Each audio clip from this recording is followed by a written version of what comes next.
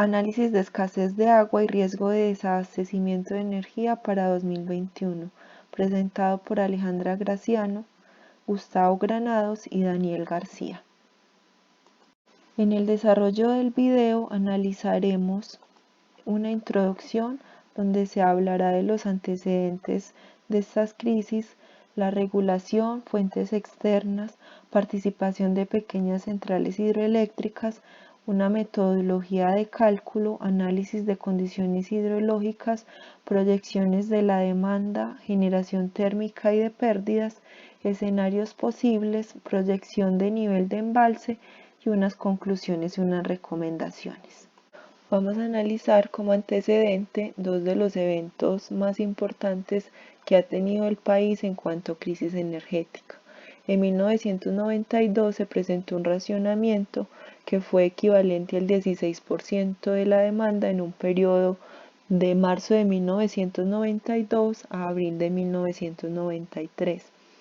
En este momento se adoptaron medidas como adelantar el reloj una hora para aprovechar al máximo la luz del sol. También se presentaron racionamientos hasta de 9 horas en la ciudad de Bogotá y en las islas de San Andrés y Providencia hasta 18 horas. En el año 2015 se presentó un fenómeno del Niño muy fuerte que se prolongó hasta 2016. Los efectos de este fenómeno generaron consecuencias adversas para la operación eléctrica del sistema interconectado nacional. Sumado a este fenómeno, se presentaron eventos en el sistema y el mercado como baja hidrología y bajos niveles de embalse, el abastecimiento insuficiente de gas natural para las plantas hidroeléctricas, crecimiento de la demanda eléctrica del sistema interconectado, los incidentes ocurridos en la hidroeléctrica de Guatapé y en la central Termoflores, restándole cerca de un 6% de capacidad a la generación del sistema eléctrico del país. Algunas de las medidas que se tomaron para evitar un racionamiento fue el uso de las reservas de las centrales termoeléctricas, la integración energética con Ecuador y el ahorro energético desde los hogares. En los últimos meses del presente año se ha presentado bajos niveles de embalse y aportes. El nivel de los 23 embalses del país está en sus niveles más bajos de los últimos 20 años. El nivel del embalse agregado del Sistema Interconectado Nacional al 28 de abril de 2020 se encontraba por debajo de la banda histórica de niveles de embalse, llegando a un 32.16%. Acá analizaremos la regulación más relevante teniendo en cuenta la situación del país. Tenemos la resolución CREC 026 de 2014, donde se analizan situaciones de riesgo de desabastecimiento en el mercado mayorista de energía. Tenemos la resolución CREC 125 de 2020, donde en el artículo 1 derogan los artículos del 2 al 6 de la resolución mencionada anteriormente, donde se indican el inicio y fin del periodo de riesgo de desabastecimiento. Y en el artículo 2 le dan la potestad al Ministerio de Minas y Energía y a la CREC de determinar las acciones que haya lugar para asegurar la confiabilidad en el abastecimiento del sistema mientras se determina una nueva norma. En la resolución CREC 080 de 2020 se analizan las medidas para asegurar el abastecimiento de la demanda en el verano 2020 y 2021. Y tenemos la circular externa de la URME, donde se hace la invitación a la actualización de la publicación de los informes de la proyección de demanda de energía y gas natural del país. Quisimos consultar la opinión de expertos y en medios de comunicación de la opinión ante un riesgo de desabastecimiento de energía del país y encontramos opiniones diferentes. Entre unas de ellas tenemos la opinión del gerente de comercialización de un grupo de PCHs que dice: en este momento la generación térmica es muy sólida para pensar en un racionamiento. La demanda ha disminuido y adicionalmente se cuenta con programas como la demanda desconectable y otras opciones para mitigar un desabastecimiento. También en un artículo de la revista Dinero en un artículo titulado Riesgo de apagón en el país, se encuentra la posición del Ministerio de Minas y Energía. El Ministerio de Minas y Energía ha determinado que con la situación actual en los embalses y con el respaldo de generación de las plantas térmicas, Colombia no enfrenta hoy un riesgo inminente de apagón o racionamiento de energía eléctrica. La opinión de un experto considera que la demanda para el 2021 será una demanda caída aproximadamente la del año 2019. Participación de las pequeñas centrales hidroeléctricas. Las pequeñas centrales hidroeléctricas son consideradas plantas menores por tener una capacidad menor a 20 megavatios. Los potenciales que aprovechan las PCH son muy pequeños, razón por la cual no se embalsan. Las PCH, dejando el caudal ecológico exigido por las corporaciones ambientales, utilizan todo el agua que pasa, por eso también se les llama centrales filo de agua.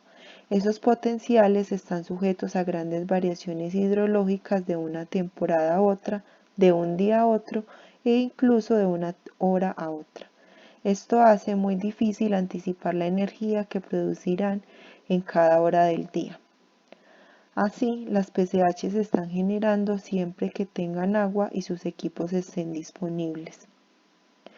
En razón de la variabilidad de su generación, que resulta de la variabilidad de la hidrología, las PCH venden su producción típicamente a grandes comercializadores mediante contratos de la modalidad pague lo generado, lo cual significa que venden lo producido en cada hora sin haberse comprometido previamente a entregar una capacidad determinada de energía, como sí pueden hacerlo las hidroeléctricas con embalse o las térmicas. Las pequeñas centrales hidroeléctricas tienen una capacidad instalada de 881.2 megavatios, lo que equivale a un 5% de la capacidad instalada total del sistema interconectado y a un 7.4% de la capacidad instalada hidráulica del país. Las pequeñas centrales, ante una época de sequía, se verían muy afectadas, ya que su generación depende directamente del caudal de la fuente. En pro de cuantificar el resultado de este estudio, nosotros decidimos hacer un análisis basado en el nivel de los embalses. Es decir, es un análisis que puede ser un poco básico, pero es muy ilustrativo. Entonces, el nivel útil de los embalses es un indicador que utiliza AXEM para saber cuánta energía hay disponible cada día en los embalses, es decir, en el agua de los embalses. ¿Cómo se calcula el nivel de los embalses? Simplemente se coge el nivel del embalse del día anterior o del periodo anterior, se le suma o se le resta el embalsamiento, desembalsamiento y se le restan las pérdidas y los vertimientos. Bueno, los vertimientos generalmente ocurren en un periodo de niña y las pérdidas pues están asociadas a las tuberías y son inherentes a cualquier proceso. Listo, las pérdidas y vertimientos se puede hacer un pronóstico. Por la parte del embalsamiento se puede hacer el cálculo que sería los aportes hídricos del día o del periodo menos la generación hidráulica en ese mismo periodo. Los aportes hídricos se realizará un pronóstico y para la generación hidráulica se calculará de la siguiente manera: la demanda por punto 96 menos la generación térmica. Este punto 96 es porque también existen otras fuentes aparte de la hidráulica y la térmica y se considera que es un valor apropiado. Para poder hacer el balance del nivel de los embalses, una de las cosas que tenemos que pronosticar son los aportes hídricos. Para eso hay que revisar las condiciones hidrológicas. En este caso vamos a utilizar los pronósticos del aire y ENSO, que son muy aceptados mundialmente. Sin embargo, es importante mencionar que los pronósticos son muy variables. Acá tenemos el de marzo, abril, mayo y junio de este año y se puede apreciar que de mes a mes varían significativamente. Sin embargo, vamos a utilizar este último que nos dice pues que la probabilidad de que ocurra una niña es más alta que la de que ocurra un niño. Para las condiciones hidrológicas, IRI saca un índice, el índice de Nino 3.4, que indica la probabilidad de que ocurra niño o de que ocurra niña. Si el índice es negativo, pues las probabilidades van hacia que ocurra niña, y si el índice es positivo, van hacia que ocurra un niño. Realmente salen muchos pronósticos como se puede ver acá. Digamos que el más aceptado es el que está en azul, el que está en azul grueso, que es uno de los que vamos a utilizar. Y también vamos a utilizar este que está acá arriba como el más crítico. Es decir, en este momento lo más crítico es que suceda un niño. Entonces, de acuerdo a esto, los tabulamos acá. Cabe destacar pues que estos índices no son por mes, sino por 3 meses. Y con base en estos índices vamos a tratar de hacer pues un pronóstico. Tenemos los históricos que nos los da Exem de los aportes diarios desde hace muchos años. Y también tenemos el histórico del índice que les mencioné previamente. Acá tenemos pues una figura en la cual estamos enfrentando uno al otro. Tenemos en azul los aportes de cada trimestre. Podemos ver que tiene un comportamiento estacional. Vemos que en los meses de enero, diciembre, los aportes tienden a caer. Vemos que en los meses de abril, junio tienden a subir. Por parte del índice vemos que sí hay como cierta relación con los aportes. Si el índice es muy alto, es decir, hay niños, pues los aportes bajan, la relación se puede apreciar. Sin embargo, hay que tener en claro la estacionalidad. Si nosotros tratamos de hacer una regresión lineal o tratamos de ajustar esa curva que mostramos antes con un polinomio, vemos que eso es muy difícil. Los aportes son puntos muy dispersos y no obedecen a una relación directa. ¿Por qué? Porque tenemos que tener en cuenta la época del año. Entonces lo que se decide hacer es hacer un pronóstico que sí tenga en cuenta los aportes históricos, pero que tenga en cuenta los aportes históricos en el mismo periodo de tiempo. Es decir, si yo quiero hacer el pronóstico para el periodo noviembre, diciembre, enero, yo voy a utilizar los históricos solamente de noviembre, diciembre, enero que hayan tenido un índice igual o cercano. Y con eso se puede obtener una aproximación bastante buena. Bueno, se realizó ese procedimiento y se obtuvieron estos resultados. Este sería pues el que consideramos más probable y este es el que consideramos más crítico. Vemos que acá los aportes llegan a ser bastante bajos. Yo les voy a explicar un poquito unos factores importantes en nuestro análisis. Uno de ellos es la proyección de la demanda. Al lado derecho tenemos la gráfica de la demanda actual de los últimos meses y la parte que se ve sombreada en azul es cómo se ha visto afectada por la situación de las medidas que tomó el gobierno de aislamiento social y cómo se vio afectada con la demanda energética, ¿correcto? También abajo tenemos un pronóstico de la demanda. Este pronóstico se realizó antes de la pandemia, puesto por eso mismo no se tiene en consideración este aspecto que vemos que es muy importante. Listo. Entonces nosotros analizamos dos escenarios. Uno que es una demanda alta o la demanda más alta posible, que sería la demanda del 2019, y otro escenario que es la demanda probable, que sería bien como basado en datos históricos, cómo se ha venido comportando la demanda y qué podría pasar a principios de 2021 y en lo que queda del año. También tenemos la proyección de la generación térmica. Sabemos que es importante la parte de la generación térmica si hay una escasez de agua que limite la producción en las hidroeléctricas.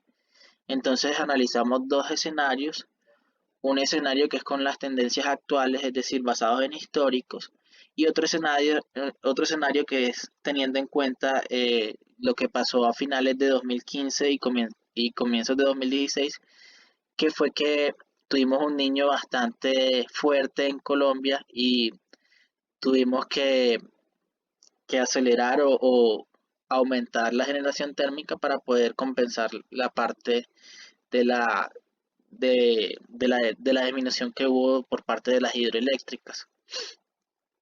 También consideramos pues una proyección de pérdidas mes a mes.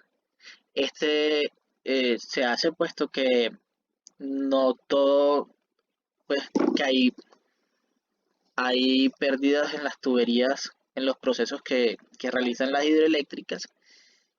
Y también hay vertimientos, pero los vertimientos se realizan nada más cuando hay un nivel alto en los embalses de las hidroeléctricas. Entonces aquí es como una compilación de los escenarios posibles que hemos venido mencionando antes. Mi compañero Daniel habló un poco sobre la hidrología y los pronósticos de lluvias que pueden existir de acuerdo a los expertos de instituciones climatológicas y los pronósticos que ellos realizaron, correcto. Entonces tenemos una hidrología crítica que sería muy poco probable, pero que sería tirando hacia índices altos del, del ENSO. Y también tenemos otro escenario que sería como el más probable. Entonces realizamos estas combinaciones y tenemos 8 escenarios posibles, de los cuales nosotros contemplamos 3. El primero, que es una hidrología crítica, una demanda crítica, es decir, igual a la del de 2019, y una generación térmica con la tendencia actual.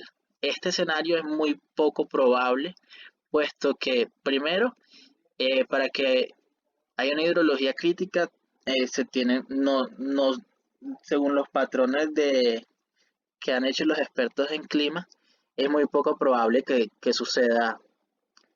Además,